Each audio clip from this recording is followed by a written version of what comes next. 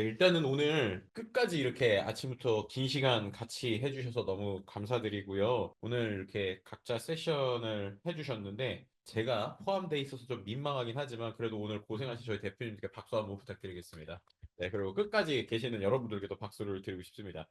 그 지금 아마도 여러분들이 좀 궁금하신 것들도 있고 그럴 것 같아서 일단 제가 좀 그 이 세 분께 좀 질문 좀 드리고요. 그리고 혹시나 플로어에서 궁금하신 게 있으시면 손 들어 주시면은 질문 받도록 할게요. 혹시 온라인상에서라도 추가적으로 질문 있으신 분들은 주시면은 저희가 일반적으로 아까 답변 드릴 수 있는 내용들은 좀 기본적으로 드렸는데요. 그 외에 또 질문이 추가적으로 생기면 하도록 하겠습니다. 일단은 세 분이 아까 간단하게 소개를 해주시긴 했지만 제가 공통으로 좀 질문을 몇 개를 드릴게요. 먼저 그 각자 하시는 비즈니스에 대해서 그래도 간단히 조금씩 소개를 해주시면 좋을 것 같아서요.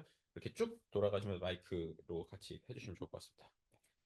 네, 제 먼저 하면 될까요? 네. 네, 네, 반갑습니다. 저는 계속 소개드렸지만은, 네, 유메탈의 서승환이고요. 저희 같은 경우는 프롬프트 엔지니어링만을 전문적으로 비즈니스를 하고 있습니다. 사실, 저희가 전통적인 개발 회사들하고는 조금 다르게, 사실 요즘 LLM을 기반으로 하는 개발들이 예전에는 코드 레벨로 뭐 그런 것들을 구현하는 것들에 좀 집중이 되어 있었다면은, 요즘 좀 새로운 단계가 추가가 됐잖아요. 프롬프트라는 게. 이 프롬프트는 결국에는 사람이 사용하는 자연어로 지시를 내려서 아까 전에 뭐 코드를 뭐 예를 들어 여러 가지 툴들을 통합하고 이런 것들을 구현하는 것은 사실 기존의 개발자들의 몫이지만은 이 LLM 자체에게 어떤 지시를 하고 어떤 통합된 맥락에 기반해서 어떤 일관성 있는 결과물들을 좀 나올 수 있도록 만들어주는 일은 결국 프롬프트이기 때문에 그 영역에만 조금 집중해서 비즈니스를 좀 전개하고 있습니다. 그래서 뭐 여러 가지 서비스 만드는 기업의 의뢰를 받아서 프롬프트를 만들어 준다거나 그런 LLM OPS 전반을 좀 설계하고 컨설팅하는 일들 하고 있습니다. 그렇게 소개해 드릴 수 있을 것 같아요. 네. 네. 최재 대표님 아까 잠깐 얘기해 주셔서 좀 더 자세히 얘기해 주세요. 네. 저희는 원래는 이 블록체인 기반의 소프트웨어를 만들어서 대기업 같은 곳에 SI처럼 만들어주는 그런 일들을 했었고요.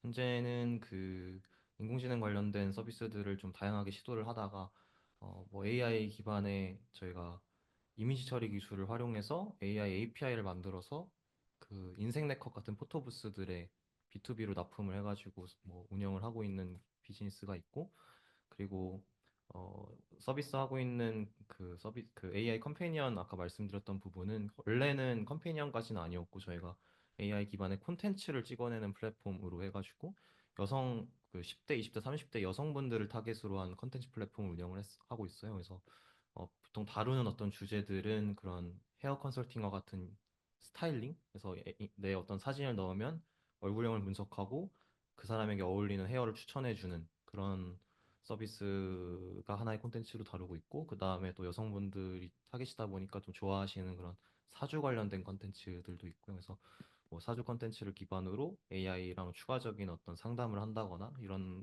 것들을 다루고 있는 콘텐츠 플랫폼이 있는데, 이거를 이제 저희가 좀 더 발전시켜서 그런 컴패니언류의 서비스로 발전을 시키려고 하고 있는 상황입니다. 네. 감사합니다. 표철 대표님. 아니, 근데 제가 알기로는 최주원 대표님이 생성형 AI로 유일하게, 물론 유일하게는 아니지만 그 굉장히 돈을 잘 벌고 있는 회사인데, 사실 되게 우리나라에서 진짜 흔치 않은 그 케이스 스터디거든요. 근데 그 직접 자기 서비스 얘기를 절대 안 해가지고 뭐 이, 서비스. 서비스 이름을 왜 아, 이름이요? 아직은. 포키인데 제가 이름을 또 바꾸려고 하고 있어가지고. 그래서 이미 그 사주 서비스, AI 사주 서비스랑 이제 그런 헤어 스타일링 그리고 뭐 그런 상담 서비스로 굉장히 높은 수익을 내고 있는데, 그거를 이제 그걸 바탕으로 컴패니언 서비스로 업그레이드를 할 예정이시라고 합니다. 네. 네, 네. AI3 얘기 좀 해주세요. 네, 아니 표철 홍보를 대표님. 안 아, 하셔가지고 제가 좀 홍보를 알겠습니다. 대신해 드리는. 네, 네. 네. 그래서 저희는 AI3는 우선 여기 이렇게 현장에 아침부터 지금까지 앉아 계신 여러분 정말 고생 많으시고요. 그래도 오늘 지금 이 온라인으로는 현재 132분이 계신데 역시 굉장히 하루 종일 많은 분들이 계십니다. 그래서 정말 많은 분들께 감사드리다는 말씀 드리고요. 그리고 오늘 그래도 꽤 내용이 좋았던 것 같아요. 많이들 준비를 열심히 하셔가지고. 그래서 갑자기 진행을 하고 있네요. AI3 얘기하니까 아, 왜 이렇게 네네네. 민망해하세요? 본인이 제일 아니, 홍보 안 하시는 것 같은데. 그러니까 뭐 저희는 웍스 AI라고 하는 이제 그 업무용 그 뭐 GPT 래퍼죠. 그래서 뭐 아까 잠깐 말씀드렸지만 이제 GPT API를 가지고 그거를 이제 회사에서 쓰기 쉽게 이제 만드는 일을 하고 있고요. 그리고 이제 처음에는 뭐 그게 그렇게 큰 의미가 있겠나 했는데 생각보다 많은 회사들이 쓰고 있고 많은 직장인들이 좋아하셔가지고 이제 지금 한 30만 명 이상의 직장인들이 이용을 하고 있습니다. 그래서 저희도 뭐 여기 계신 분들과 함께 이게 각자 회사를 다 하고 계신 분들이지만 일종의 뭐 약간 웍스 AI라는 서비스를 만들어가는 어떻게 보면 이제 약간 뭐 얼라이언스 같은 느낌으로 뭐 많은 도움을 제가 얻고 있어요. 그래서 이제 여기 계신 스피커분들께도 많은 감사를 제가 드리고 있고 특히 여기 서승환 대표님이 이제 프롬프트 엔지니어 정말 뭐 우리나라 최고 전문가신데 이제 그 웍스 AI에 들어가는 프롬프트 요술봉이라는 기능이 있습니다. 그래서 보통 직장인들이 제일 어려워하시는 게 프롬프트를 잘 짜는 부분인데 이제 그런 것들을 그냥 한두 줄만 입력한 다음에 요술봉을 누르면 굉장히 이제 풍성해지는 그런 기능이 있는데 이제 그런 기능도 직접 만드셨고 그래서 이제 그런 여러 가지 협업을 하고 있습니다. 그래서 그런 가운데 어떻게 보면 이제 오늘 행사도 이제 열리게 된 거고요. 그래서 뭐 여러 가지로 내년에도 제가 신세를 많이 질 예정입니다. 네, 죄송합니다. 네, 마이크 집은 김에 계속 네. 질문 드리면요. 이제 또 공통 질문 좀 드려볼게요. 이 개인 차원에서 아마 여러분들 많이 느끼실 것 같고, 또 이제 기업 차원에서도 좀 해서 질문 원래 두 개를 따로 하려고 하다가 묶어서 하도록 하겠습니다. 첫 번째는 개인적인 관점에서 생성형 AI를 만나면서 내 일이나 삶에서 가장 많이 변화한 게 무엇이냐? 라는 질문하고요. 두 번째로 내가 하는 AI 비즈니스가 2025년에는 좀 어떤 식으로 변화할 것 같다. 그러니까 각자가 좀 하시는 영역이 다르잖아요. 그래서 이제 본인이 하시는 영역은 아까 말했던 뭐 AI 래퍼 서비스라든지 아니면 새로운 또 계속 그 B2C에 있는 이제 어떻게 보면 수익화 사업 쪽이시고 프롬프트 엔지니어링 쪽이나 이쪽이신데 그런 관점에서 내가 하는 비즈니스가 2025년에 어떻게 변할 것 같은지. 그래서 개인 차원에서 생성형 AI 때문에 뭐 내 일이나 삶이 이렇게 좀 바뀐 포인트가 있다라는 게 있으면 얘기해 주시고 기업 관점에서 내년에 어떤 전망, 예, 본인 회사에 대한 거나 업무에 대한 전망을 해주시면 좋을 것 같습니다. 저부터요. 네. 어, 개인적으로는 일단 되게 재미있는 일을 하게 된 것 같아서 일단 좋고요. 개인적으로는. 저는 이제 원래 IT를 계속 오래 하고 있는데 이제 뭐 최근 얼마 전까지는 블록체인을 했었고요. 뭐 지금도 제 회사 이름이 AI3인 이유가 이제 AI와 웹3 사이에 약간 접점을 찾아보자는 취지를 가지고 있는데요. 어, 사실 이제 모바일도 거쳤었고 클라우드도 뭐 했었고 뭐 블록체인도 했었고 하지만 그런 일들 가운데 생성형 AI가 보여주는 그 속도는 뭐 오늘도 느끼셨겠지만 뭐 굉장히 압도적이어가지고 이제 그 현장에 그리고 이제 또 많은 한계도 느끼고요. 이제 뭐 현장에 있지만 그 AI를 제가 만들 수 없기 때문에 이제 어떻게 보면 뭐 빅테크들이 만들고 있는 거를 잘 사용해서 사용자에게 전달해야 되는 그 입장이니까 이제 그런 그 빠르게 바뀌고 막 압도감을 느끼면서 발전하는 이 기술 속에서 내가 할 수 있는 게 아주 제한적이고 그러면 그 중에서 난 무엇을 할 수 있을까? 그 안에서 어떤 가치를 만들어서 작은 고객이라도 만날 수 있을까? 이제 그런 고민을 하게 된 게, 어, 개인적으로 되게 좋은 챌린지라고 생각하고요. 되게 어려운 챌린지라고 생각하고요. 내년에는 그래서 이제 그런 고민의 연장으로 뭐 사실 생성형 AI라는 게 뭐 돈이 될지도 몰랐고 뭐 앞으로도 뭐 잘 모르겠고요. 그리고 이게 산업이 될지 또는 사업이 될지 뭐 이런 것들에 대해서 사실 지난 2년간 많은 분들이 뭐 좀 아리까리 했었잖아요.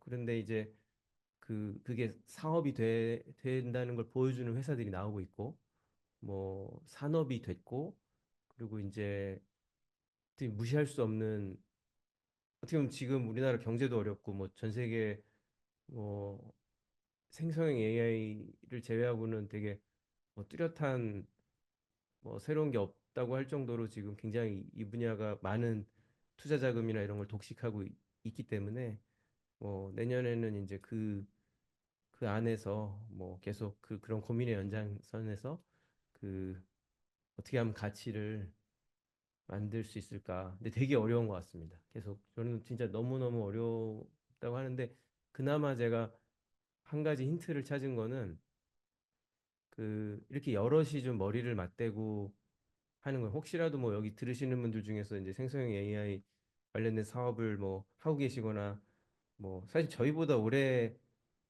하신 회사도 많아요. 당연히 많죠. 그리고 뭐 준비하고 계신 분들이 계시다면 이제 이렇게 뭔가 제가 그래도 요새 진짜 많은 도움을 얻는 게 그 오늘도 벌써 이렇게 뭐 대여섯 분의 연사들이 발표하셨지만 배우는 것들이 있잖아요. 저도 당연히 모든 걸 커버하지 못하기 때문에 많이 배우고 있거든요. 그래서 그런 이쪽을 좀 하시려는 분들은 이렇게 뭔가 같이 하는 거, 뭐 어떤 식으로든 같이 하려고 노력하는 거 이런 게 되게 저는 큰 도움이 된다고 생각합니다. 그래서 저희도 뭐 이제 같은 회사는 아니지만 이제 느슨한 형태의 얼라이언스처럼 지금 AI3라는 거를 좀 하고 있고요. 그래서 혹시라도 뭐 들으시는 분들 중에서 웍스 AI를 또 키워가는 데 있어서 도움을 줄 수 있는 분들 연락 주시면 또 내년 이런 자리가 있으면 여기 또 옆자리 저랑 같이 뭐 하실 수도 있다고 생각합니다. 그래서 저희도 굉장히 마음이 열려 있어요. 요새 정말 많은 회사들을 만나고 그 협업하고 있거든요. 그 내년에 잠깐 홍보를 하자면 내년에 웍스 AI에는 또 굉장한 게 들어갑니다. 정말 정말 획기적인 게 들어가는데 그거는 오픈 AI가 제공하지 못하는 거예요. 그거는 어떤 한국 회사가 만든 솔루션이 문서 전처리에 들어가는데 그런 식으로 예를 들어서 저희는 오픈 AI가 오픈 AI는 딱 GPT API만 주잖아요. 근데 그것만 가지고는 소비자를 만족시킬 수 없기 때문에 이제 여러 가지 소프트웨어를 연결하거나 그런 역할을 하는데 거기에는 이제 일단 정보가 많아야 되고 어디에 무슨 솔루션이 있다. 그다음에 그걸 연결할 수 있는지를 공부해야 되고 뭐 이러저러한 일들이 필요하기 때문에 많은 회사 간의 협업이 그러니까 고객 접점에 소비자를 AI를 이용해서 이분들의 일을 해결해 주려면 그게 한두 개 회사만의 그 일로는 안 되기 때문에 굉장히 적극적인 협업이 필요할 것 같거든요. 그래서 그런 일들에 되게 열려 있어서 이 웍스 AI라는 제품이 그래서 저희가 이제 시작은 했지만 굉장히 많은 분들이 모여가지고 같이 만들었으면 좋겠다는 생각하고 있습니다. 얘기가 네. 길어져서. 제가 보니까는 퓨처민 대표가 답변을 하면서 머릿속에서 뭔가 이렇게 주마등처럼 지나가는 것 같아요. 이게 2년 동안 워낙 여러 가지를 했더니 말씀 주신 대로 또 새로운 기회를 보고 있고 또 같이 할 수 있는 분들이 있으면 좋겠다라는 걸로 요약을 하면 좋을 것 같습니다. 네, 그다음에 우리 주현 대표님. 어, 저 같은 경우에는 원래도 좀 이런 IT 제품 중에서도 특히 좀 사용자들이 많은 그런 B2C 서비스를 만드는 게 어릴 때부터 좀 좋아했던 일이고, 그랬을 때 AI를 받아들이기에는 사실 어떤 하고 싶은 마음만 있다고 해서 그런 거시적인 어떤 매크로를 거스를 수는 없다고 생각을 하거든요. 그래서 뭐 예를 들면은 지금 현재 시점에 갑자기 어떤 웹 서비스 플랫폼 O2O 이런 거를 했을 때 파급력이 있을까? 이런 걸 고민했을 땐 좀 어려울 거라고 생각을 해서 그런 거를 봤을 때는 뭐 웹의 등장이라든가 모바일의 등장, 아이폰, 뭐 스마트폰의 등장 이런 것처럼 AI는 굉장히 큰 어떤 변곡점이라고 생각을 하고 그런 큰 파도를 탈 수 있는 어떤 타이밍이라는 생각에 굉장히 좋아하고 있는 것 같고요. 좀 집중을 해보려고 하고 있고 그런 점에서 좀 AI는 저한테 좀 좋은 기회처럼 다가오는 것 같고 내년에는 저희는 이제 말씀드렸던 그런 모두를 위한 AI 컴패니언 서비스라는 비전 아래에서 정해져 있는 어떤 마일스톤을 하나씩 달성을 하는 거를 목표하고 있는데 내년에는 적어도 국내에서는 어느 정도 인지도가 있는 네임의 서비스가 되는 거를 일단 목표로 할 것 같고 두 번째로는 글로벌 진출을 시도하는 것 이렇게 정도를 뭐 내부적으로 가지고 있는 합의입니다. 감사합니다. 네, 감사합니다. 온라인에 질문이 들어왔는데 이제 답변까지 받고 그 다음에 질문을 하도록 하겠습니다. 아니, 승환 대표님도 네, 아, 아까 얘기해 네네. 주신 대로 네, 내가 바뀐거나 내년에 어떻게 바뀔지. 네, 알겠습니다. 아니, 근데 지금 약간 기분이 좀 이상해요. 뭐가 이상하냐면은 약간 그런 거 있잖아요. 비행기 탔는데 비상구좌석에 탄 거야. 그래서 앞에 승무원이 앉아 있어서 승무원하고 눈을 마주치면서 막 비행기를 타고 있는 예, 막 이렇게 정적으로 앉아 있으니까 기분이 네. 좀 이상해요. 네. 예, 그래서 약간 좀 재밌게 말씀을 좀 드리면은요. 혹시 여기 문과이신 분들 계세요? 문과 출신이다. 계시네요. 그죠? 계셔요. 제가 문과 출신이에요. 아마 그렇게 생각을 잘 못 하셨겠지만 제가 이제 원래는 이제 유년 시절부터 코딩을 하긴 했었거든요. 아주 어릴 때부터 코딩을 했어서 뭐 그런 이제 이해도나 뭐 그런 이제 기술들은 다 가지고 있었지만은 학교를 문과로 갔습니다. 그래서 저는 철학과 출신이어서 보통 그런 얘기 많이 하잖아요. 문성합니다. 이게 문과가 뭘 할 수 있겠어요? 그죠? 문과도 할 수 있는 거 많죠. 근데 적어도 이제 문과 출신으로서 IT 어떤 회사를 경영을 하고 어떤 이런 기술적인 일들을 한다라는 것 자체가 굉장히 생소하잖아요. 근데 그런 어쨌든 도전을 할 수 있게 도와준 것 같아요. 이제 결국에는 제가 하는 일이 아까 전에 말씀드렸던 것처럼 사람이 사용하는 자연어로 AI에게 지시를 하는 일이거든요. 근데 처음에 이제 제가 이런 일들을 했을 때 주변에 많은 이런 조롱과 조롱과 이제 이런 비판에 좀 휩싸였던 적들도 있습니다. 왜냐하면은 이제 그렇잖아요. 그냥 남들이 볼 때는 프롬프트 엔지니어링이라 그러니까 챗GPT 같은 이런 서비스에다가 우리가 질문 넣는 게 뭐 그게 대단한 기술이냐? 그냥 질문 나도 쓸 수 있는 거 아니냐라는 그런 이제 오해들에 많이 시달렸는데요.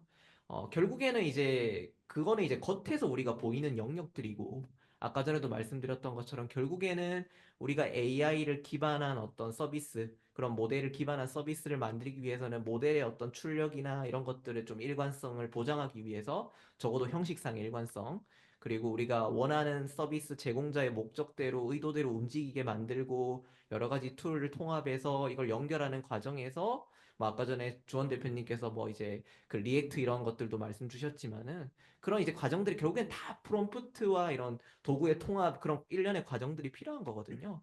근데 그런 프로세스를 누군가는 도와주고 설계해주는 역할을 해야 된다. 근데 그게 없는 거예요. 그래서 저희가 그거를 했던 거고요. 그래서 어떻게 보면 문과 출신이지만은 어떤 이런 새로운 흐름에 잘 들어와서 뭔가 좋은 일을 할 수 있다라는 게 굉장히 기쁘고 또 즐겁습니다. 즐겁고 여러분들께 좀 위로를 드리고 싶은 거는 문과에게도 기회가 있다.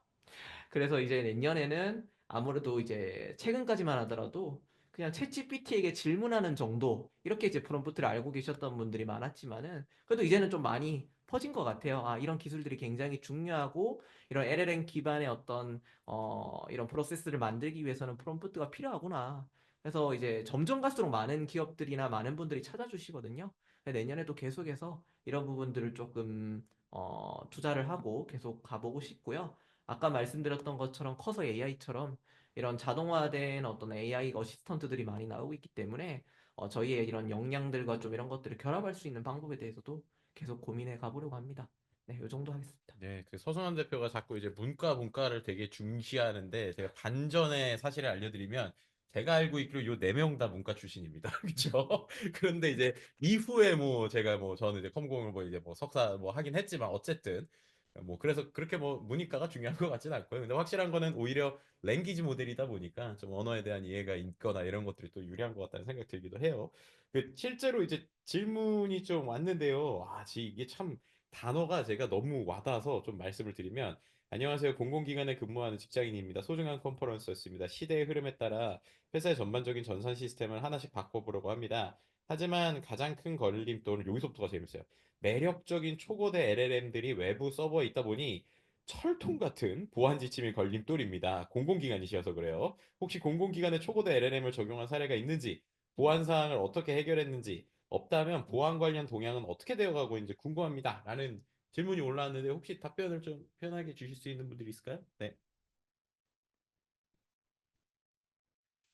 사실 이제 이 부분은 저희가 요새 정말 자주 받고 있는 이제 질문이에요. 그 웍스 AI도 저희가 이제 기업들에 요새 많이 들어가고 있고 공공기관도 많이 만나고 있는데 그 뭐 잘 아시다시피 이제 우리나라에는 그 클라우드 서비스를 이용할 때 이제 그 C삽이라고 하는 그 클라우드 보안 인증이 있습니다. 그래서 그것을 이제 통과해야 되는데 그게 AWS나 애저 같은 외산 클라우드는 일단 그 C삽 인증을 받지 못했고 그래서 그런 클라우드 서비스를 이용하지 못하고 그래서 오픈 AI나 뭐 클로드 같은 외산 서비스들도 이용하지 못합니다. 현재 우리나라 공공기관들은. 그래서 이제 그런 부분이 네이버의 하이퍼클로버 X가 또 한국 공공기관에 들어갈 수 있는 이유이기도 하고요.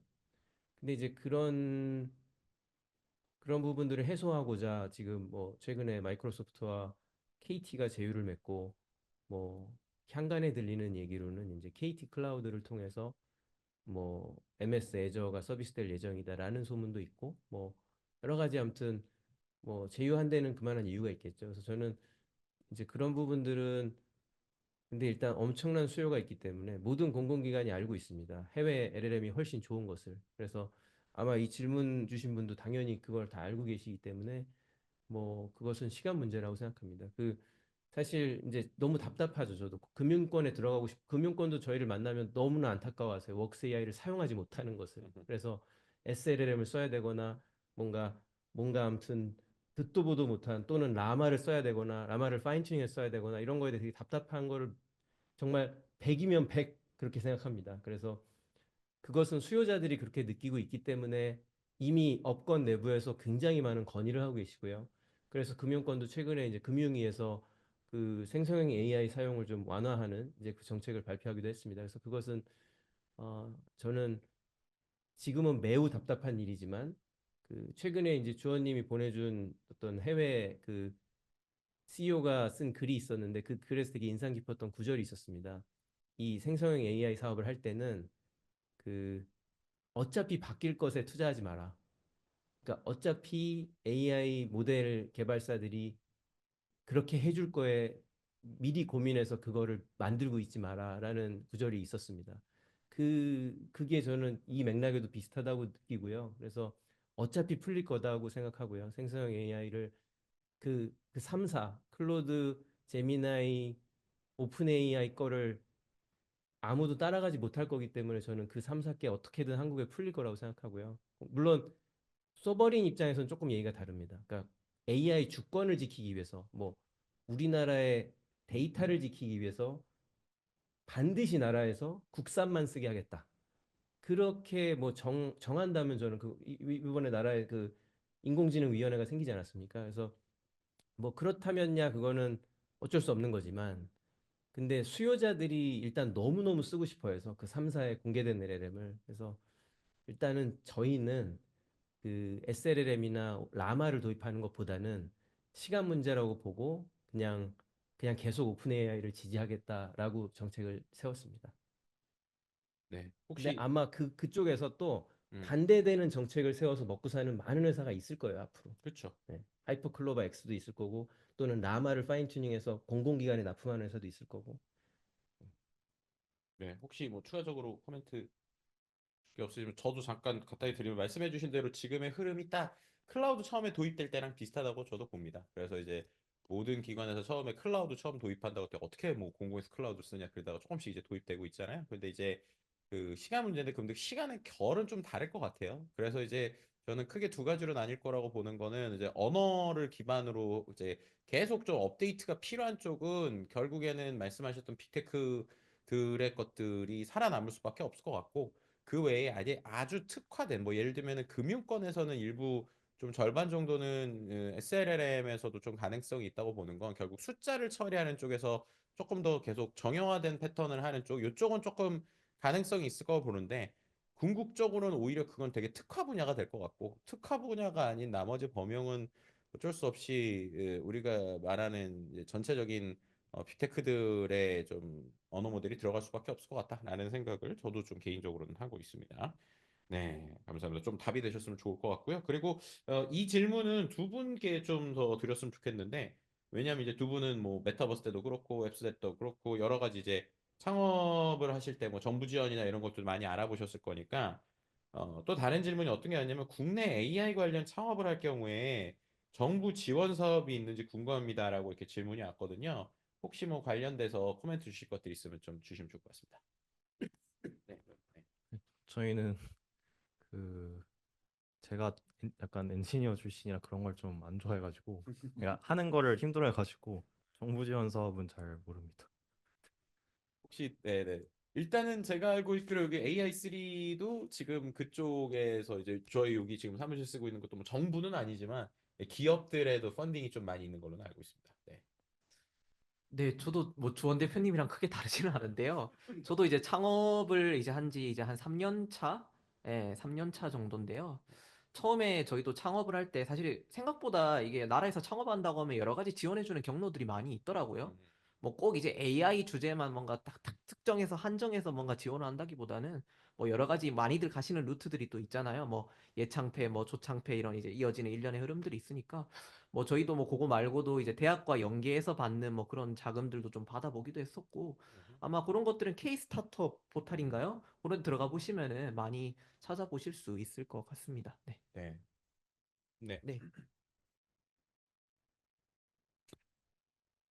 이제 그 말씀 주신 것처럼 사실 요새 뭐 예창패나 이런 데는 저는 AI가 안 들어가는 아이템이 없을 거라고 생각해요. 음, 그래서 그 AI, 그러니까 대부분의 예산이 이제 AI 관련 스타트업에 많이 할당될 수밖에 없을 것 같고요. 일단 원래 있던 예산도. 그리고 AI만을 위한 예산도 있습니다. 그래서 뭐 AI 그 무슨 데이터 라벨링이나 이런 걸 했던 원래부터 AI를 옛날부터 하던 회사들에게 할당해 주던 AI 바우처 사업이나 이제 이런 것들이 있더라고요. 그래서 그런 것들이 올해 1월부터 접수를 받더라고요. 그래서 저희도 신청해 볼 예정인데, 근데 이제 문제는 그런 예산들은 예전부터 있던 AI 예산들이어가지고 생성형 AI를 위해서 신설된 예산은 아닙니다. 그래서 이제 아마 생성형 AI라는 것 자체가 벌써 뭐 나온 지 2년밖에 안 됐기 때문에 그런 쪽에서는 아직은 예산 대응은 조금 느린 것으로 보이고요. 근데 올해 AI 예산이 이제 대거 신설된다고 하니까 좀 지켜봐야 될 것 같습니다. 네, 아마도 저도 이제 그쪽에 있으니까는 좀 이야기를 드리면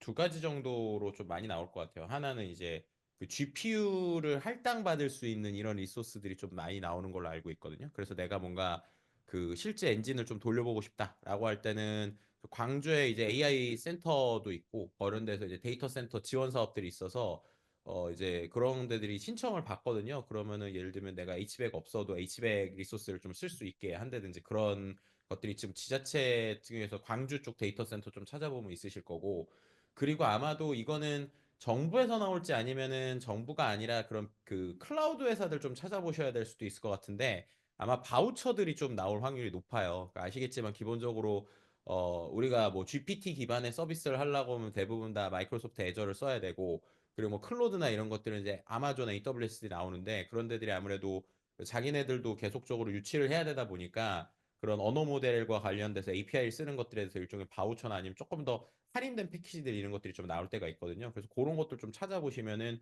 오히려 좋을 것 같다. 그래서 정부 지원도 정부 지원이지만 오히려 클라우드 쪽 사업자들이 뭔가 내는 이런 것들에 연계돼서 기업 연계나 이런 것들을 좀 찾아보시는 게 조금 더 현실적이지 않을까라고 이제 같이 의견을 드릴 수 있을 것 같습니다. 그 제가 아는 음. 회사가 전혀 다른 일을 하는 회사인데 저기 온라인 주류 유통 회사인데 그 최근에 구글 제미나이 크레딧을 15만 불을 받았다고 하더라고요. 그렇군요. 그러니까 그런 식으로 그 지금 이제 말씀하신 것처럼 그러니까 그런 AI 생성형 AI를 가진 빅테크들은 자기네 AI 모델을 가져다가 전혀 다른 분야에서 아까 온라인 주류 유통처럼 그런 데서 뭔가 유즈 케이스를 만들어 주길 원하는 거예요. 그러니까 그런 회사들한테 무료 크레딧을 많이 주는 거죠.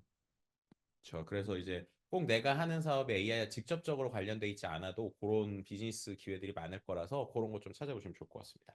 혹시 제가 이제 또 한 바퀴 돌기 전에 여기 계시는 현장에 계시는 분들 중에 궁금한 거 있으신 분 있으시면 손 들어 주시면은 저희가 마이크를 드리도록 할게요.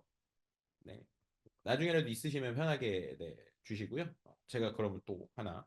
아까 저희가 어쨌든 지금 오늘 얘기한 게 그 오전부터 한 게 오픈 AI, 그 다음에 또 구글, 또 클로드 이런 회사들 돌아봤고, 그리고 또 이제 여러 언어 모델들뿐만 아니라 영상 모델들도 많이 봤잖아요. 그럼 그런 관점에서 내가 개인적으로 볼 때, 본인들이 개인적으로 볼 때 그런 업체들 중에 특별히 이 기업 좀 주목해 볼 만하다. 이 기업의 흐름들 좀 봤으면 좋겠다. 하는 것들이 있으시다면 한 가지씩만 좀 꼽아주시고 왜 그런지 좀 이유도 같이 얘기해 주시면 좋을 것 같습니다. 네네. 네네 편하게.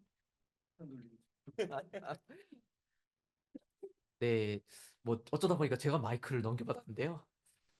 사실 저는 뭐 오늘 이제 이승필 대표님 오늘 이 자리에 지금 토론 시간에 못 오셨는데 이승필 대표님께서 오늘 제미나이에 대해서 발표를 좀 해주셨잖아요. 근데 저는 굉장히 놀랐어요, 사실은. 아, 이승필 대표님한테 놀란 게 아니고 구글 제미나이의 최근 이제 2.0이 나오면서 저희도 이제 플래시랑 그다음에 그 실험 버전하고 다 테스트를 해봤는데 저희는 평소에도 많이 하는 일이 뭐냐면은 그 테스트를 엄청 많이 해봐요.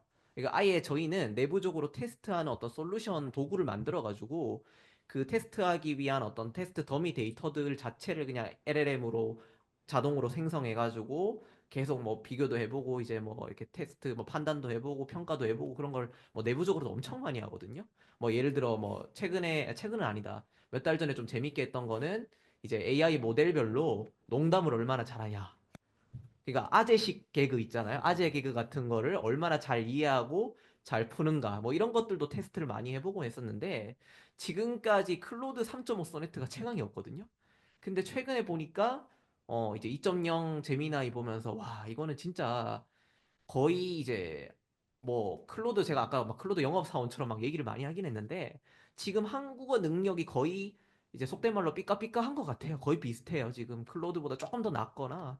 그래서 저희는 좀 뭐 제미나이나 이런 흐름들이 결국에는 구글이라는 빅테크잖아요. 오픈 AI는 이제 스타트업이고.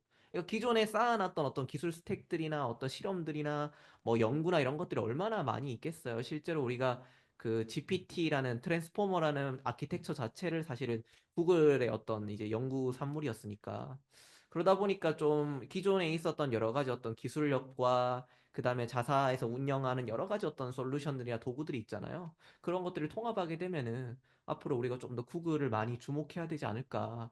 그래서 제가 최근까지 엔스로피 클로드만 쓰다가 좀 반성하고 있습니다. 그래서 그렇게 좀 생각이 듭니다. 네.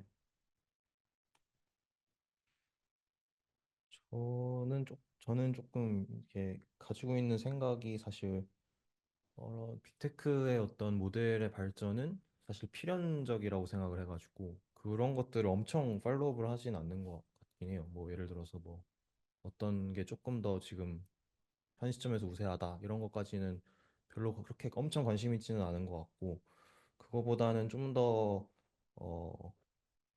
그런 정말 지금 그 현장에서 뭔가 하고 있는 팀들에 되게 어떻게 보면 과감한 그런 좀 말이 안 되지만 과감한 프로젝트성 그런 것들을 좀 많이 보는 것 같고 요즘은 또 너무 잘 돼 있어서 그런 트위터 같은 데에 이제 다 볼 수 있잖아요. 해외 사람들도 볼 수 있으니까 그런 사람들이 또 트위터에 되게 활발히 공유를 하기 때문에 그런 사람들의 어떤 페이퍼나 프로젝트들을 좀 더 관심 있게 보는 것 같고 사실 빅테크는 이게 반도체처럼 그냥 언젠가는 무조건 그냥 발전한다 이런 생각이 있어가지고 엄청 팔로우업을 열심히 하고 있지는 못한 것 같습니다. 그럼 대표님이 최근에 주목하는 스타트업이나 아니면 정말 놀라운 프로젝트 뭐 이런 게 혹시 있을까요? 놀라운 프로젝트. 네. 일단 AI 에이전트 쪽으로 요즘은 제일 많이 보긴 하는데 재밌었던 거는 저는 이제 블록체인을 원래 했었다 보니까 블록체인이랑 이제 에이전트를 합치는 그런 게 좀 있거든요. 크립토, 제가 소개를 드리진 않았지만 워낙 이게 좀 니치하기 때문에 크립토랑 에이전트를 합치는 그런 시도들이 좀 있어요. 그런 것들이 좀 사실 현재는 되게 어떻게 보면 너무 드래프트 수준이어가지고 뭐 정론이 되긴 힘들지만 시도 자체는 되게 재밌다라고 항상 생각을 하고 있는 것 같아요. 예를 들면은 뭐 에이전트가 결국은 다양한 멀티 에이전트 형식으로 지금 방향성이라면 이제 다양한 버티컬한 에이전트들이 소통을 하면서 뭐 이렇게 발전하는 멀티 에이전트의 흐름으로 가고 있는데 그러려면은 결국은 뭐 예를 들어서 뭐 금융 결제를 해주는 에이전트가 있고 예약을 해주는 플레이어가 에이전트가 있다면 얘가 그 금융 에이전트한테 요청을 해서 결제를 처리하려면은 기존의 어떤 웹2 방식의 사실 결제보다는 크립토를 적용하는 게 굉장히 효율적이다 이런 시각들이 좀 있거든요. 그래서 그런 프로젝트들도 실제로 있고 뭐 그런 거가 좀 재밌게 느껴지는 것 같아요. 음, 네. 예전에 그 하셨던 그 뭐야 금융과 관련된 쪽에서 좀 AI 쓰셨던 뭐 그런 것들이 좀 생각나기도 하네요. 그래서 맞아요. 말씀 주신 대로 이제 어떻게 보면은 웹2라는 그 기존에 우리가 알고 있는 이 그 이제 플랫폼 비즈니스는 우리가 지금 뭐 주현 대표님 말씀하신 것처럼 결국에는 데이터 가진 사람들 아니면은 이제 자본이 결국은 이기는 시장이 되는 게 좀 냉정한 현실인 것 같아서 그런 것들을 좀 극복하려는 블록체인 쪽의 신의 움직임들도 최근에 좀 있는 것 같아요. 그래서 뭐 첨언을 하자면 실은 이제 앞서서 저희가 검색형 AI에 대한 얘기 많이 했잖아요. 그래서 AI가 이제 검색을 하게 되거나 AI가 아까처럼 영상을 만들게 됐을 때 이제 가장 큰 이슈로 생각하는 것들이 사람들이 그런 거예요. 예를 들면은 우리가 퍼플렉시티를 많이 쓰거나 챗GPT를 많이 쓰게 되면 우리가 실제로 그 블로그의 정보를 보기 위해서 예전에는 인터넷 사이트를 들어갔잖아요. 그럼 들어가게 되면은 그 사람한테 광고 수익이 들어가든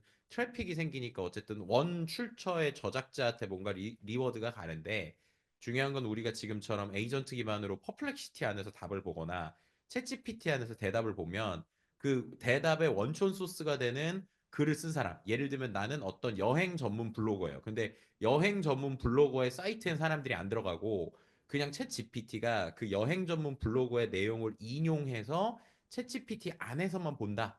라고 하면은 이제 그 글을 쓰는 사람 입장에서 보면 내가 열심히 해가지고 결국에는 AI한테 다 좋은 일만 해주고 사람들이 내 웹사이트에 들 들어오면 나는 오히려 돈 많이 벌지 못하는 거 아니야? 그러면은 나는 이걸 왜 해야 되지? 라고 해서 크리에이터들의 동력이 떨어질 수 있다라고 하는 것들에 대한 좀 우려사항을 내비치는 쪽들도 있어요. 그래서 그런 것들을 이제 기본적으로 오픈 AI가 뭐 자기들이 가지고 있는 여러 가지 리워드 프로그램으로 해결해 주겠다고는 하지만 그게 당장 1, 2년 안에 될지는 모르기 때문에 그럼 그런 관점에서 이제 결국에는 블록체인이나 웹3 진영에서는 이제 그래서 그런 것들에 대한 컨텐츠에 대한 좀 제대로 된 리워드나 아니면은 이제 추적을 할 수 있는 여러 가지 블록체인을 통해서의 문제를 해결하는 이런 쪽에 대한 좀 접근들도 나오고 있거든요. 그래서 만약에 또 새로운 창업의 기회를 보시는 분들이라면 그 기존에 이제 그 어쩔 수 없는 생성형 AI가 가지고 있는 한계점들 뭐 이런 것뿐만 아니라 뭐 저작권이라든지 아니면 도용이라든지 이런 부분에서 또 새로운 기회를 찾아보시는 것도 또 니치 마켓 중에 하나가 될 거라는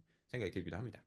그 퓨처미 대표님은 어쨌든 그 오픈 AI의 지금 그 우리가 이제 어떻게 보면 웍스 AI 자체가 오픈 AI의 기술 발전을 좀 같이 이제 활용을 하고 있는 거잖아요. 그럼 그런 관점으로 볼 때 내년에도 오픈 AI는 좀 압도할 거다라고 보시는지 아니면 아까 그 우리 서성환 대표 얘기하신 것처럼 구글이라는 이 강력한 그 어떻게 보면은 이 시장의 가장 전통 강자인 구글이 이제는 좀 정신을 차려서 옛날에 처음에 막 주가 떨어지고 막 처음에 막 이상한 답변했다가 막 엉망진창으로 했던 그 시기가 이제 끝난 것 같은지 아니면 여전히 오픈 AI가 강할지 아니면 이강 구도가 될지 그런 것들에 대해서 또 생각하시는 걸 좀 공유해 주시면 좋을 것 같습니다. 일단 저희는 저희가 처음 웍스 AI를 만들 때가 작년 2월인데 그때만 해도 사실 오픈 AI 외에 별로 좋은 대안이 없었어요. 그때는 이제 GPT 3.5가 처음 API가 나왔을 때고, 근데 그 이후로 벌써 지금 1년 10개월이 지나서 보면은 뭐 벌써 3사가 너무나 좋은 경쟁을 하고 있고 한데 제가 좀 걱정되는 거는 제가 오늘 아침에 말씀드렸지만 오픈 AI가 가는 방향이 페라리 모델로 간다는 게 제일 큰 걱정이에요. 그 이제 뭔가 그게 어떤 뭐 투자를 받기 위해서 그런가 그냥 추측해 보건데 그렇지만 자꾸 뭔가 엄청난 지능이 필요한 그러니까 지능이 그 정도의 지능이 필요한가 저는 싶거든요. 물론 좋은 답을 주는 건 좋은데 그러기 위해서 내야 되는 비용이 너무 막대해지면 사실 지금 챗GPT를 우리가 편안하게 쓰는 거는 뭐 그 비용 부담이 없기 때문이잖아요. 근데 만약에 한 번 호출할 때마다 뭐 그렇게 막 굉장히 큰 돈을 내야 된다면 사실 그거는 좀 다른 얘기가 될 것 같고 그래서 어쨌든 저희는 베팅을 했어요 오픈 AI한테. 그래가지고 이미 웍스 AI의 많은 인프라는 오픈 AI에 의존적이거든요. 저희가 지금 제미나이로 갈아타거나 클로드로 갈아타려면 막대한 저희도 시간과 돈이 들 거예요. 그래서 그런 부분은 저희한테 굉장히 위협인데 오픈 AI가 잘 못하거나 갑자기 뭐 소나타까지는 아니어도 뭐 저기 뭐 한 어느 정도의 그 대중성을 추구하던 그 회사가 갑자기 막 페라리 이상을 추구하겠다라고 하거나 이렇게 되면은 저희뿐 아니라 많은 그 API에 의존하던 개발사들이 위협을 느낄 거라고 생각해요. 그래서 어 저희도 어느 시점에는 멀티 LLM으로 가야 되지 않나라고 생각을 하고 있고요. 제미나이나 그리고 또 워낙 이제 실력이 너무 좋으니까요, 다들. 그리고 그래서 일단 지금이야 저희가 어쨌든 기술 부채가 있지만 언젠가는 멀티 LLM 갈 수밖에 없다고도 생각하고요. 그리고 구글이 정말 대단한 회사라고 생각합니다. 지금 그러니까 구글이 뭐 아까 김인덕진 소장님 말씀처럼 조금 놀랐다가, 그러니까 구글은 알파고도 있었고 사실 굉장히 전선이 넓었잖아요. 그렇죠. 트랜스포머도 자기네가 만들었고 AI 연구에 대한 전선이 넓었는데 오픈 AI는 이제 그 중에 텍스트 LLM만 판 거고, 그렇게 해서 만든 챗GPT라는 응용 소프트웨어가 어떻게 보면 이제 옛날로 치면 심심이 같은 거죠. 그래서 그 사람들이 채팅을 AI화 할 수 있는 거에 일단 딱 킬러 앱으로서 작동이 됐던 거고, 그래서 초반에 혼선이 있었던 게 구글 입장에서는 아마 자기들이 AI 기술이 훨씬 좋고 더 오래 했는데 자기들이 챗GPT 같은 킬러 앱이 없었고, 그리고 텍스트 모달리티에 집중하지 않았기 때문에 어떻게 보면 혼선이 있었다고 생각이 들고요. 그랬던 게 뭐 내부의 많은 엔지니어들을 이제 그 딥마인드에 또 배속을 시켰거나 했겠죠. 뭐 리소스를 집중을 시켰거나 해서 처음 나왔던 제미나이에 비해서 지금 개발 속도는 뭐 압도적으로 빠르고, 그리고 이번에 그 새로 나온 구글에서 만든 그 BO2라는 동영상 모델, 아까 이제 이승필 대표님이 소개를 안 하셨죠? 그렇죠. 물리 모델이 나머지에서는 안 된다라고 네. 했는데 말씀하신 BO2가 이제 물리 모델이 네, 적용되는 걸로 알고 BO2 있죠. 한번 들어가서 보시면 진짜 압도적으로 좋아서 소라는 비교할 수가 없어요. 그 정도로 구글은 너무 잘하고, 그럴 수밖에 없는 게 유튜브를 가지고 있는 회사가 만든 동영상 모델이라는 것은 뭐 당연히 그럴 것이고, 그리고 뭐 이번에 노벨 화학상도 받았지만 뭐 단백질 구조를 규명하는 뭐 알파폴드라든지, 그렇게 이미 구글은 AI를 이용해서, 그러니까 딥마인드라는 회사는 AI를 가지고 이미 여러 산업 분야를 디스럽트하는 그 프로덕트를 가지고 있어요. 그게 정말로 너무나 무섭고, 그리고 이 오픈 AI 회사가 정말 큰 회사 같지만 여러분 이 영상을 보시면 12일 영상을 보시면 소라 만든 팀이 나와서 소라를 대여섯 명이 개발하고 있다고 이야기합니다. 그러니까 스타트업인 거예요, 여기도. 우리 전 세계인이 소라를 알고 그걸 기다리고 있지만 대여섯 명의 엔지니어가 만들고 있는 거거든요. 그렇게 치면 그 경쟁사, 그러니까 아까 뭐 서 대표님이 스타트업, 오픈 AI 스타트업이고 구글은 대기업 빅테크, 그게 저는 이제는 어느 정도 빅테크가 스타트업한테 펀치를 맞고 막 혼란스러웠다가 재정렬을 좀 맞췄다고 생각해요, 이제는. 근데 구글은 재정렬을 맞춘 뒤에는 더 무서운 거죠. 돈도 있고 막대한 사람들도 있고 유튜브도 가지고 있고 뭐 데이터도 많고 전 세계 데이터. 그리고 챗GPT가 아까 제가 아침에 발표할 때 보면 챗GPT 서치를 만들었지만, 그리고 거기서 주장하는 거는 여러분 기본 검색 엔진을 크롬 브라우저의 검색 엔진을 챗GPT로 바꾸시면 저희 넷플릭스 검색하면 검색도 돼요. 근데 그건 정말 초라한 얘기잖아요. 검색도 돼요랑 네. 그냥 구글이랑은 다르잖아요. 음. 그래서 그 모든 걸 가지고 있는 구글이 LLM까지 대응을 했다면 상당히 그것은 좀 무시무시할 거. 아마 제가 오픈 AI CEO면은 네. 무지무지 무서울 것 같아요, 지금. 말씀하신 대로 지금 실제로 연구자들 저도 공감하는데 구글에서 이번에 나온 새로운 버전들 보면서 지금 다 놀라고 있는 건 확실한 것 같습니다. 그래서 확실히 구글이 어디까지 어떻게 할 거냐라는 게 되게 중요한 것 같아요. 왜냐하면 다음 이제 질문이 실제로 두 개 올라왔는데 그거랑 또 연동이 돼서 좀 말씀을 드리면 앞서서 구글이 유튜브를 가지고 있다라는 거가 왜 크냐면 실제로 우리가 영상 모델 중에 아까 젠3 얘기했었잖아요.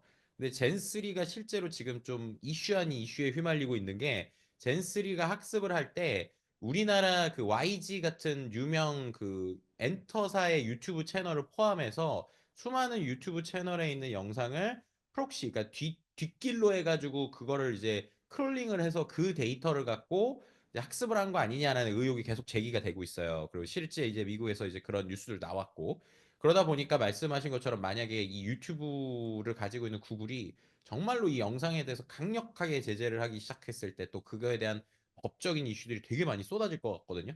이게 왜 드리냐면 질문 중에 이런 게 올라와서 그래요. 에이전트 시대가 오면 개인정보 보안 이슈가 커질 것 같습니다. 그러니까 어떻게 보면은 개인 이제 데이터에 대한 소유권뿐만 아니라 우리가 이제 에이전트를 쓰게 되면은 내 개인 정보를 또 어떻게 보면 AI가 많이 알게 되는 거잖아요. 그러면 이렇게 됐을 때 빅테크 기업들도 아마 이 사안에 대해서 준비할 것 같고 국내 에이전트 관련 스타트업 기업들도 어떤 방안들을 생각할 것 같습니다.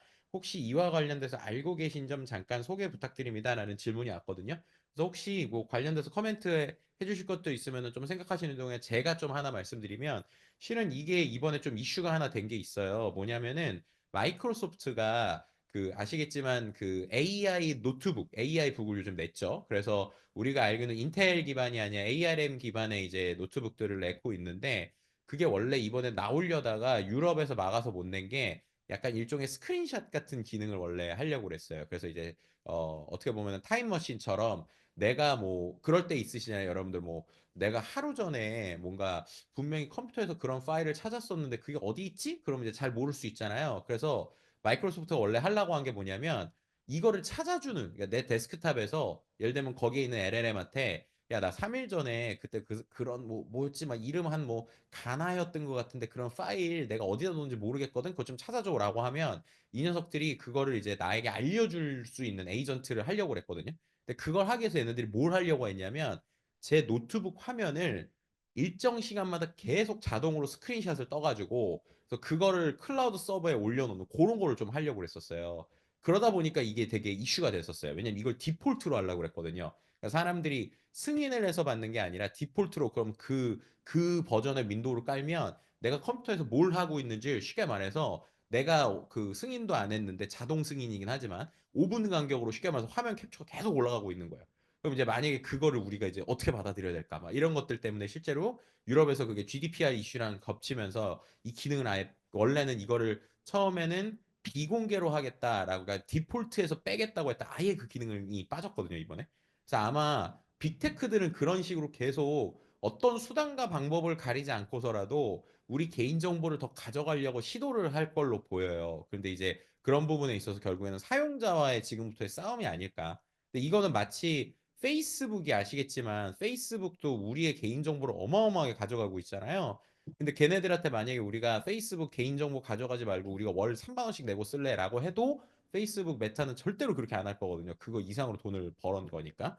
그래서 오히려 저희는 제가 생각할 때는 이 개인정보와 관련된 보안 이슈를 오히려 빅테크 강력하게 가이드라인을 가질 것 같지가 않아요. 제 생각은. 오히려 그것보다는 그들이 여러 방식을 통해서 우리 개인정보를 계속 조금씩 야금야금 가져가려고 하지 않을까. 그리고 결국 그걸 통해서 우리가 서비스를 싸게 쓸 수 있는 쪽으로 트레이드오프를 계속 시키지 않을까. 그럼 결국 이거는 좀 정부나 어떤 개인의 관점에서 좀 더 막아야 될 것 같이 저는 생각이 들긴 합니다. 뭐 물론 뭐 미국이라고 하는 데들은 워낙 이런 것들에서 민감하니까 나중에 뭐 여러 가지 소송 등을 통해서 할 수도 있겠지만 제가 보는 방향은 좀 그렇고요. 혹시 관련돼서 뭐 첨언이나 아니면은 이야기해 주실 거나 또 뭐 스타트업 방향성에 대해서 아시는 것도 있으면 얘기해 주시면 좋을 것 같습니다. 저는 이제 이 문제는 구글이 지난 그러니까 뭐 구글 얘기를 자꾸 드려서 죄송한데 뭐 모든 빅테크들이 그렇게 지난 10여 년간 해왔던 것처럼 사용자에게 선택지를 줄 것 같습니다.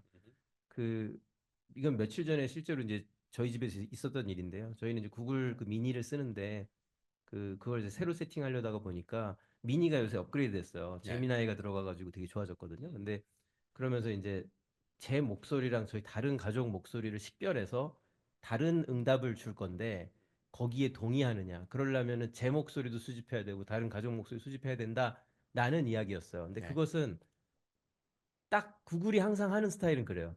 내가 너한테 효용을 줄 건데 식별해주면 좋잖아. 내가 널 기억해주면 좋잖아. 그러려면 네 목소리만 기억하는 모델을 따로 개발해야 되니까 네 목소리를 수집해도 되겠니? 근데 항상 보면 구글은 안드로이드 폰이나 그런 식이었어요. 내가 뭔가를 해줄 건데 수집해도 되겠니?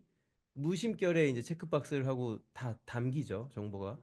그래서 AI도 앞으로 그렇게 될 것 같습니다. 빅테크들이 우리 인간한테 거절할 수 없는 제안을 줄 거고, 당연히 우린 싫다고 거절하겠죠. 언제나 또 거절 많이 하잖아요. 그렇지만 누군가는 예스를 누르고 효용을 얻겠죠. 그러면 근데 그 효용이 지나치게 크면 상대적으로 제가 이제 뭔가 더 좋은 AI를 쓰지 못하겠죠. 좋은 기능을 이용하지 못하고 이렇게 그렇게 되면 도태되기 시작하면 어느 순간 자기 개인정보를 넘길 수밖에 없게 되겠죠. 어떤 대단히 중요한 경우에 한해서는. 그러니까 그건 저는 음. 정말 안타깝지만 우리가 그렇다고 지난 20년간 개인정보를 팔지 않았느냐.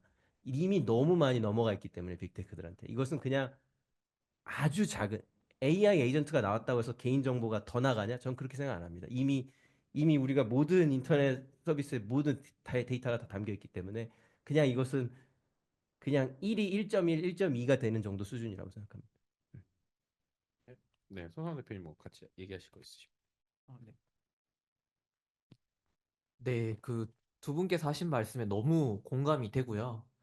실제로 진짜 구글은 저희를 너무 잘 알고 있죠. 너무 잘 알고 있고, 이제는 챗GPT도 저희를 너무 잘 알고 있어요. 아마 챗GPT 그냥 일반 서비스로서 사용하시는 분들이 많으실 텐데, 요건 이제 그냥 여담으로 말씀을 좀 드리면은, 이미 챗GPT 그냥 쓰시는 분들, 뭐 그냥 가입하고 그냥 쓰면 되는 거 아니냐, 그냥 계속 쓰고 계시는 분들이 있을 텐데, 사실 그냥 사용하시게 되면은요, 지금 이미 챗GPT에 여러분들이 입력하시는 내용들이나 거기 쌓이는 메모리들이 인공지능을 훈련시키는 데이터로 활용할 수 있다라고 적혀 있어요.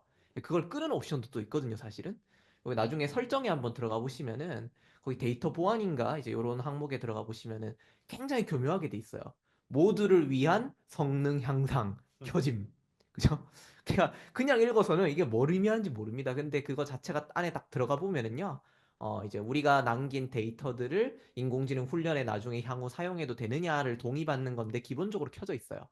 그래서 나는 진짜 죽어도 싫다라고 하시면은 일단 끄셔야 되는데요. 끈다 하더라도 이게 뭐 100%가 아닌 게 왜냐하면 이제 그런 게 있죠. 뭐 이제 API 기반의 서비스들을 저희가 사용을 하잖아요. 근데 기본적으로 오픈 AI의 정책 자체가 어떻게 돼 있냐면은 우리가 API 기반으로 만들어진 AI 서비스들, 그러니까 API 형태로 우리가 호출하는 것들에 대해서는 저장하거나 이제 학습에 사용되지 않는다라고 얘기를 해요. 근데 최근에 재밌는 게 뭐가 있었냐면은 아마 지금 여기 개발자분들도 많이 듣고 계실 텐데 최근에 이제 오픈 AI 쪽에서 발표를 한 게 2월 달까지인가? 예, 25년 2월까지일 거예요. 한 100만 토큰 정도를 무료로 준대요. 그러니까 그런 이제 서비스 개발자들에게 그래야 API 키 사용하시는 분들에게 100만 토큰을 무료로 주는데 조건이 그 API를 통해서 호출되는 데이터들을 우리가 이제 사용할 수 있는 학습에 사용하는 거에 동의하면은 100만 토큰을 무료로 줄게. 뭐 이런 옵션들이 달려 있는 거야. 그러면 그 API 가져와 가지고 서비스 만드는 사람들, 그러면 그 서비스 사용하는 사람들, 그러니까 이게 사실 다 연쇄적으로 일어나는 일들이거든요. 근데 조금은 어떻게 보면 그거를 약간 비껴나가는 그런 이제 좀 술법들까지 쓰고 있는 거죠. 그래서 정말 이런 기술 기업들이, 테크 기업들이 우리의 데이터를 많이 원하고 있기 때문에 이런 부분들이 좀, 진짜 어쨌든 선택지가 주어질 것이고, 거기에 어떤 편익이나 이익 이런 것들을 우리가 선택할 것이냐, 뭐 많은 우리에게 결국에는 남은 고민인 것 같습니다. 제가 아까도 점심시간에 잠깐 얘기했지만 그래서 그 오픈 AI가 이번에 발표한 기능 중에 파인 튜닝 기능 아까 얘기했잖아요. 제가 볼 때 그 파인 튜닝 기능이 지금 이제 그 소개는 했지만 우리가 제대로 활용하려면 이제 뒤에 있는 RLHF까지 제대로 하려면 그 내년 돼야 될 것 같은데 그거를 쓰게 할 때가 저는 두 개 중에 하나일 것 같아요. 하나는 지금 우리가 예상한 대로 이제 30만 원짜리 뭐 200달러짜리 말고 3,000달러짜리 나와서 그거를 쓰게 해서 몇백만 원짜리를 쓰게 하게 하거나 혹은 이 데이터에 대한 내가 너를 위해서 나오는 아주 귀한 데이터들을 이제 우리가 AI가 학습할 수 있게 하거나 이 둘 중에 하나가 아닐까. 결국에는 우리 데이터의 중요성들이 더 이제 결국 데이터가 바로 돈으로 바뀌는 시대가 되지 않을까 이런 생각도 하고 있습니다. 혹시 이제 시간이 거의 됐는데요. 마지막으로 난 꼭 이 질문 하고 싶다. 꼭 이런 것들 궁금한 거 있다 하시는 분 혹시 있으실까요? 네. 네, 편하게 주셔야 됩니다. 아까 지금 이런 느낌이군요. 승관 대표님이 제가 지금 비행기에 있다는 게, 뭔지 알겠어요. 네. 좋습니다. 그래도 끝까지 남으셔서 감사드리고요. 그 질문이 마지막으로 하나 갔는데 민감하긴 하지만 짧게 AI 교과서에 대해서 어떻게 생각하시냐는 질문이 마지막으로 올라왔는데 혹시나 코멘트 주실 게 있으면은 간단하게 하고 마무리를 좀 하도록 하죠. 혹시 AI 교과서에서 어떻게 생각하시는지. 네, 일단은 저는 이제 저희 아들이 초등학교 2학년이기 때문에 그냥 학부모 입장에서 보면, 예, 제가 실은 이거에 대해서 얘기를 했다가 댓글로 엄청 말을 들었거든요. 왜냐면, 아니, 당신은 AI를 가르치고 당신은 AI를 활용하는데 우리 아이들 AI 못 쓰게 하면 어떡해요? 라고 했지만 저는 여전히 아직은 좀 너무 이른 것 같다. 그래서, 그냥 지금에 있는 걸 조금 불안해서 조금 더 굳이 우리가 이거를 막 지금 상황에서 해야 되는가에 대한 개인적인 생각이 있고, 전 정말 철저히 그냥 학부모 입장에서 저희 아들이 몰모트가 안 됐으면 좋겠다라는 거 그냥 개인적인 생각을 가지고 있습니다. 혹시 뭐 관련돼서 추가적으로 얘기하실 게 있으시면. 아니, 저는 방금 소장님 하신 말씀에도 조금 공감이 많이 되는 게, 사실 우리가 AI 리터러시 교육이나 AI를 활용하는 교육들이 굉장히 중요하거든요. 근데 AI 디지털 교과서를 도입하는 것이, 그러니까 도입하는 거에 만약에 반대한다 라는 것이 AI 리터러시 교육을 하지 말자는 얘기랑 동치는 아니에요. 예, 그러니까 사실 AI를 가지고 할 수 있는 것들, 여기 이제 제가 또 좋아하는 분 계시는데, 이제 실제로 제가 SNS에서 이렇게 한번 본 적이 있어요. 이제 아이들에게 이제 AI 리터러시 교육을 하기 위해 가지고 챗GPT나 이런 것들 활용하면서 우리가 궁금한 것들을 챗GPT한테 물어보고, 근데 그 AI도 결국에는 할루시네이션이라 틀릴 수 있단 말이에요. 그런 부분에 대해서 같이 토론해보고, 뭐 이런 교육들은 앞으로도 계속 이루어져야 된다고 생각합니다. 근데 그게 반드시 우리가 어떤, 그렇잖아요. 교과서라고 하면 어떤 특정 지식이 마치 이게 정답인 것처럼 서술이 되어 있단 말이에요. 그런 형식의 어떤 매체들이 과연 뭔가 AI하고 좀 어울리는가, 궁합이 어울리는가라는 부분에 대해서는 저는 약간은 조금 회의가 좀 드는 부분이 있기는 합니다. 네, 뭐 그렇다고 제가 저희 아이한테 AI 못 쓰게 하고 그런 거 절대 아닙니다. 저는 저희 아들하고 맨날 밤마다 챗GPT 갖고 말로 동화 만들게 하고 그림 그려주고 막 그러고 있어요. 네, 뭐 하실 말씀 있으시면. 아, 그리고 저희 네, 있긴 한데. 네, 편하게 얘기해 주세요. 네, 어차피 마지막이니까. 아, 이게 진짜 좀 이렇게 저는 좀 편협한 시각이 있긴 해가지고 저는 그냥 기술 맹신 낙관론자여서 사실 모든 그게 도입되는 건 좋다고 생각하긴 합니다. 왜냐하면은 이게 그 AI 교과서 뭐 어떻게 만드는지 모르겠지만 기존의 교과서는 그럼 뭐 잘 되어 있는가 이런 게 좀 사실 궁금하긴 뼈 하거든요. 때리네요. 좋습니다. 저도 뭐 공부를 뭐 이렇게 해봤지만 이게 잘못된 시각들이 있잖아요. 한국 교과서에도 한국 사회도 그렇고 뭐 좀 편향되어서 서술되어 있는 것들이 있고 그러니까 그것도 정답이 아니라면은 더 나은 방식을 추구하는 건 항상 옳다라고 좀 생각하는 편인 것 같아요. 가치관이. 아, 너무 좋은 또 시선입니다. 일단 저는 초등학교 2학년 학부모가 아니기 때문에 좀 이게 입장이 다를 수 있는데요. 사실 저는 그 얼마 전에 에듀테크 전시회가 여기 크게 있었는데 코엑스에서 몇 달 전에 진짜 다 AI 얘기밖에 없었어요. 모든 회사가 나와서 교육업체들이. 근데 사실 저는 정말 충격받았거든요. 왜냐하면 너무 좋아서였어요. 그들이 만들어 온 소프트웨어가. 근데 그 이후에 오히려 저는 그걸 보고 놀랐고 개인적으로 놀라는 체험을 했고 그로부터 한두 달 있다가 AI 교과서 논란이 언론을 통해서 막 여기저기 보도가 되고 이게 뭐 마치 사회적 공론화 과정 없이 성급하게 도입이 됐다. 그래서 이제 최근에 법이 또 통과가 돼가지고 이제 이게 무마됐잖아요. 그래서 교육 자료로 격화됐는데 교과서에서. 그래서 어쨌든 내년 학년도부터는 이게 의무적으로 도입이 아니라 선택적 도입이 됐다라고 네. 하잖아요. 근데 뭐 그거에 대해서 제가 뭐 왈가왈부할 입장은 아닌데 그냥 저는 그것이 저는 약간 그게 그냥 어떤 마차가 가고 뭐 새로운 어떤 그 자동차가 도입되는 과정에서 언제나 겪는 그냥 사회적인 항상 불협화음의 일환이라고 생각합니다. 솔직히 말하면 그게 좋을 수도 있고 나쁠 수도 있겠죠. 뭐 당연히 저도 종이책을 읽지 전자책 읽지 않거든요. 근데 종이책을 읽은 사람들이 그냥 막연하게 딱 듣자마자 거부감이 드는 거예요. AI 교과서라는 용어에. 근데 사실은 진짜로 그분들이 반대하시는 분들이 AI 교과서를 한 번이라도 봤다면 그 정도의 느낌은 아니실 거라고 저는 확신해요. 왜냐면 정말 가서 보면 정말 잘 만들었거든요.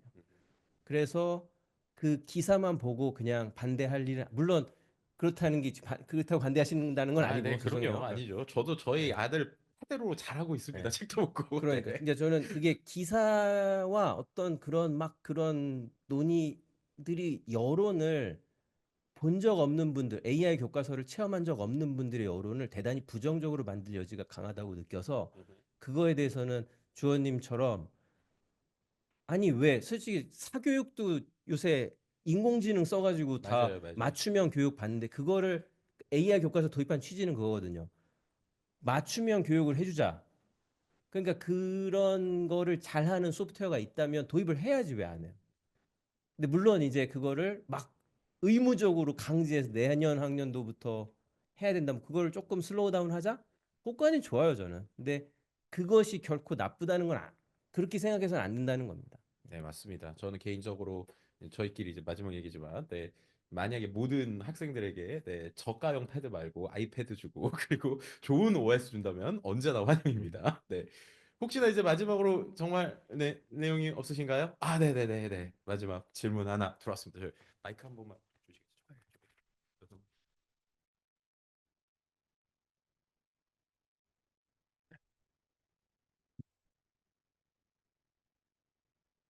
예, 여기 왔을 때부터 질문을 좀 하고 싶었던 건데 약간 부끄러워서 못 하다가 이제 마지막이라고 하니까 여쭤봤는데 AI 시장도 물론 요새 많이 성장하고 있지만 다들 얘기를 들어보니까 저는 최철민 대표님만 알고 있었는데 다른 분들도 이제 블록체인 쪽을 과거에 좀 하신 것 같더라고요. 근데 요새 다시 블록체인 시장이 엄청 뜨고 있지 않나요? 더 여쭤보고 싶었던 거는 이제 그런 암호화폐 연계 말고도 뭔가 추후에 지금 AI 산업과 뭔가 블록체인 시장 쪽을 좀 이렇게 연계시킬 만한 사업 계획 같은 게 좀 있으실까? 이게 조금 궁금했어요. 네. 오히려 가장 무거운 질문이 나온 것 같아요. 감사합니다. 네. 사실 요새 그 우리 최주원 대표님이 그 저의 오피스 와이프예요. 진짜로 그 둘이 물리적으로 떨어져 있지만 다른 회사를 하고 있지만 저 슬랙으로 연결돼 있어서 2시간 동안 토론하거든요. 둘이 거의 요새 진짜 매일. 근데 이제 그런 주제를 논의해요, 저희가. 블록체인. 근데 주로 저는 네거티브 쪽이고 최재원 대표님은 굉장히 파지티브 쪽이고 분명히 연결된다. 아까도 뭐 말씀하셨잖아요. 암호화폐와 AI가 연결될 거고 주로 그런 말씀하시고 저는 조금 회의론자예요. 그런 토론에서는. 그런데 이제 주원님이 말씀하시는 게 전 이해는 돼요. 그러니까 주원님이 아까 뭐 스스로 기술 맹신론자라고 하셨잖아요. 그러니까 그런 관점, 딱 이런 관점이 월드코인의 관점이거든요. 월드코인 샘 알트만이 만든 이제 그 샘 알트만이 오픈 AI도 만들었지만 공동 창업을 또 이제 월드코인이라는 블록체인 프로젝트를 하고 있는데 그 월드코인이 주장하는 거는 앞으로 모든 이제 모든 AI가 너무 똑똑해지면 사람이랑 구분이 안 될 거기 때문에 사람들이 자기가 사람임을 증명해야 될 거다. 안 그러면은 마치 요새 캡차 로그인할 때 캡차 있잖아요. 그게 결국 스팸인지 사람인지를 구분하려고 뭐 이거를 드래그해 주세요, 뭐 눌러 주세요 하잖아요. 자전거를 선택해 주세요. 근데 이제 그 모든 캡차가 다 뚫려요. 그건 이미 작년부터 다 뚫리기 시작했어요. 지금은 말할 것도 없고 그냥 다 뚫리거든요. 그렇기 때문에 월드코인 주장하는 거는 캡차도 뚫렸는데 앞으로 뭐라도 못 뚫겠어요? 그러니까 여러분이 홍채 인증을 해서 한 번이라도 진짜 인간인 걸 증명하면 마크를 찍어줄게요. 가 월드코인의 주장이에요. 그리고 여러분이 앞으로 인터넷 커뮤니티에서 글을 쓰시거나 온라인 쇼핑몰에서 쇼핑을 하실 때 여러분 이름 옆에 마크를 찍어드릴게요. 여러분이 사람이라고. 사람이 남긴 댓글이라고.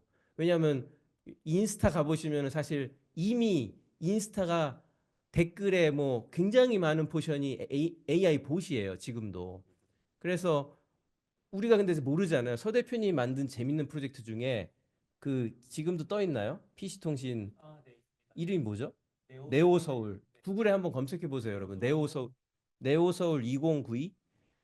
되게 재밌는데 거기 사이트에 들어가 보면 옛날 PC통신 같은 UI로 그 막 PC통신 옛날 게시판 기억하시죠? BBS. 그런 거 여기 계신 분들 기억이 안 나. PC통신 안 해보셨겠지만 이제 AI끼리 글 네. 쓰고 댓글 달고 자기들, 커뮤니티 활동하죠. 자기들끼리 거기 안에서 커뮤니티 운영을 하고 있어요. 막 자기 AI가 글을 쓰면 AI가 댓글을 달고 막 자기들끼리 24시간 거기서 커뮤니티가 놀고 있는데 그런 마을을 만들었어요. 네오서울 2092라고. 세계관이 2092년의 서울이에요. 서울에 사는 사람들.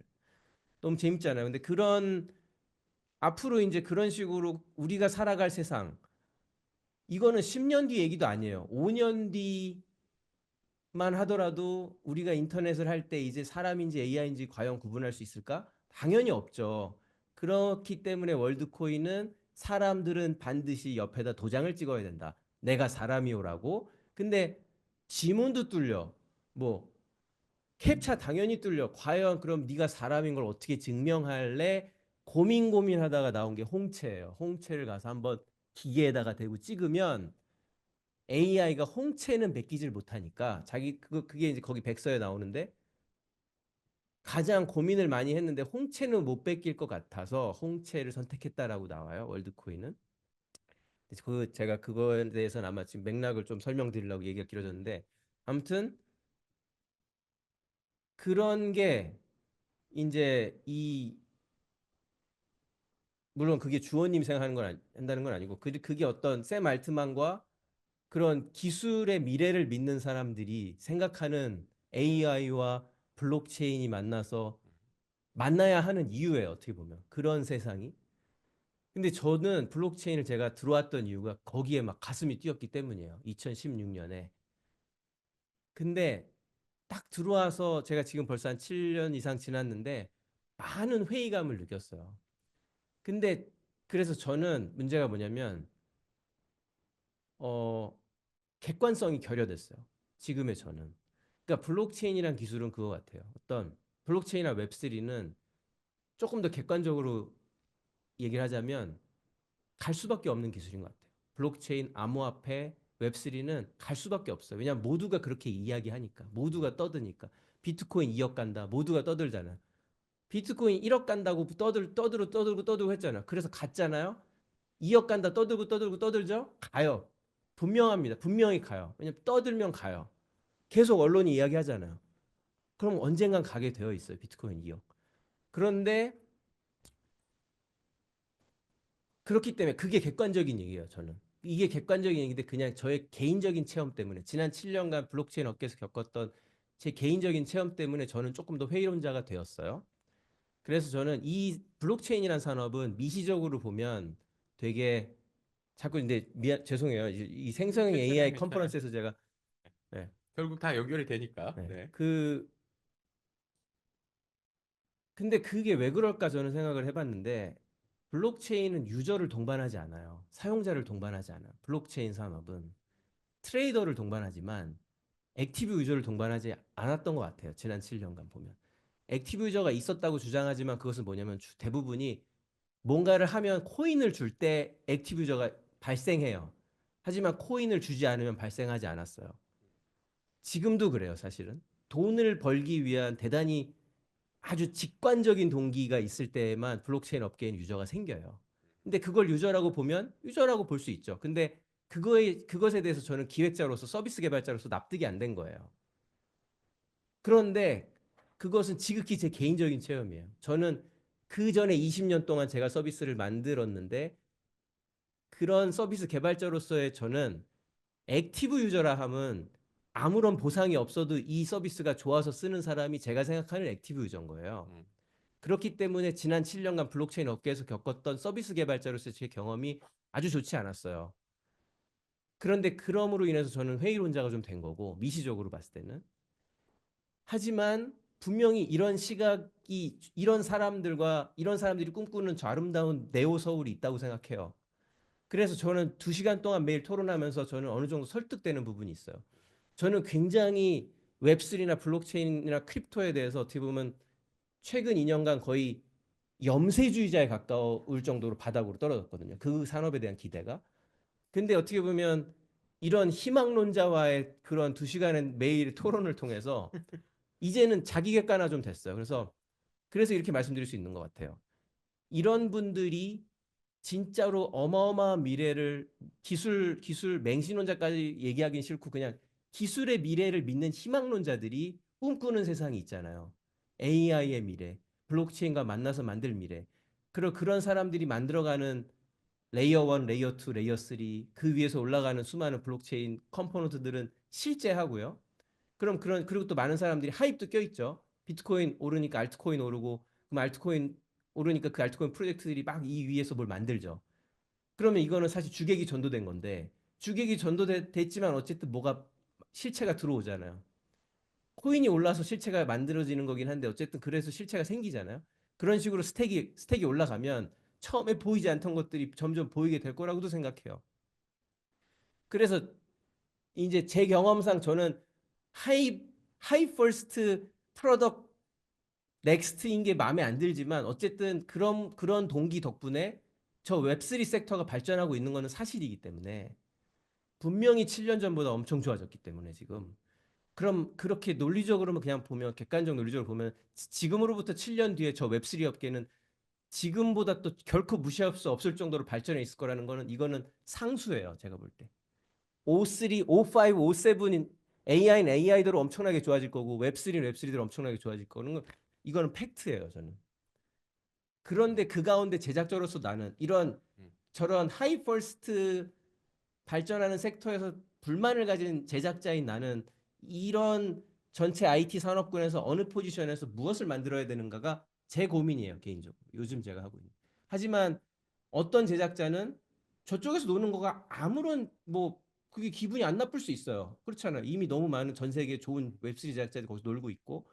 그리고 저는 그래서 그런 점에서 주원님 같은 분들이 되게 놀랍고 신기한 게 주원님은 저의 다음 세대예요. 저랑 띠동갑인데 그래서 참 고마운 게 이제 그래서 저는 그 희망을 이제 느끼는 거죠. 어떻게 보면 넥스트 세대 제작자가 이 AI와 웹3를 둘 다 주무를 수 있는 사람이 느끼는 그 기대감 그런 걸 어느 정도 전이 받아가지고 저도 염세론자에서 이제 회의론자 정도로 많이 올라왔고 그리고 어쩌면 뭐 저는 그 회의론자 정도는 저는 이쪽 산업도 이쪽 일도 할 수 있다고 생각해요. 저희 지금도 크립토가 있고 웍스 AI도 실험적으로 최근에 그 크립토를 이용한 결제도 시작을 해봤고 계속 저희가 회사 이름도 AI 쓰리고 뭔가 아무튼 그 접점에서 찾아보려고 제가 생각은 많이 하고 있어요.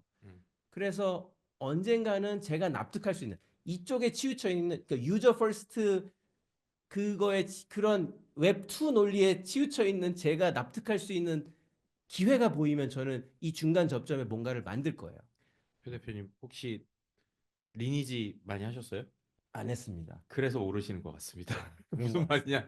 이 쌀먹의 가치에 대한 이야기가 여기서 나올 것 같긴 한데 이제 저는 이제 말씀하신 것처럼 또 되게 공감하고 이제 두 분 다 공감이 되는 게 결국 기술이 진화할 때는 시대가 변하고 세대가 변한다고 생각하거든요. 그러니까 어떻게 보면 이제 표철민 대표랑 저의 세대는 이제 지금 그걸 요즘 비유한 게 냅스터 예전에 혹시 아실지 모르겠는데 저희는 인터넷이 당연히 무료인 시대였거든요. 음원 받는 거 무료였던데 이제 그 다음 주원님 세대는 아니 음악은 당연히 돈 주고 스트리밍하고 듣는 거지. 게임은 뭐 당연히 이게 레벨 키우기 위해서 뭐 돈 써서 하는 게 뭐 무슨 잘못 이러다 보니까 확실히 좀 변화의 폭이 있는 거 아닌가 싶기도 하고요. 시간이 많이 갔지만 마지막으로 주원님이 생각하시는 이야기 아까처럼 뭐 블록체인에서 기회 있는 거 간단하게 한번 하고 이제 마무리하도록 하겠습니다. 네. 좀 이제 제가 너무 회의론을 얘기했습니다. 아름다운 네. 아름다운- 네. 네. 네, 저는 일단 굉장히 편향되어 있는 사람이긴 하고요. 일단 굉장한 낙관론자여서 모든 AI랑 블록체인뿐만이 아니라 그런 기술에서 실험적인 시도를 하는 거를 되게 좋아하고 그런 게 뭐 좋은 기회가 있다고 생각하면은 사실 어떤 거든지 할 생각은 있고요. 근데 뭐 접점이 있다면 뭐 너무 이렇게 무분별하게 하는 거는 좋지 않다 생각하긴 해서 뭐 좀 확장성이 있다면은 뭐 저희 프로덕트에서도 크립토를 도입할 수 있는 게 훨씬 좋은 기회를 만들 수 있다면 당연히 하고 싶은 마음은 있고 뭐 그래서 그런 시도들이 결국은 어떤 새로운 발전을 만드는 거라고 생각하는 편인 것 같아요. 이렇게 많이 실패하지만 뭐 구할은 실패하지만 그 뭐 한 10%가 또 그런 변화를 만드는 게 아닌가 뭐 그렇게 생각하는 것 같습니다. 네, 확실한 거는 생성형 AI도 그렇고 블록체인도 그렇고 웹3도 그렇고 다 이제는 이제 10번의 뭐 예를 들면 10번의 시도 중에 9번의 실패를 하더라도 한 번 하면은 그것이 성공할 수 있는 게 그게 성공했을 땐 더 이상 언어의 한계도 없고 공간의 한계도 없고 시장의 한계도 없는 것 같습니다. 그래서 오늘 끝까지 남아주신 분들도요.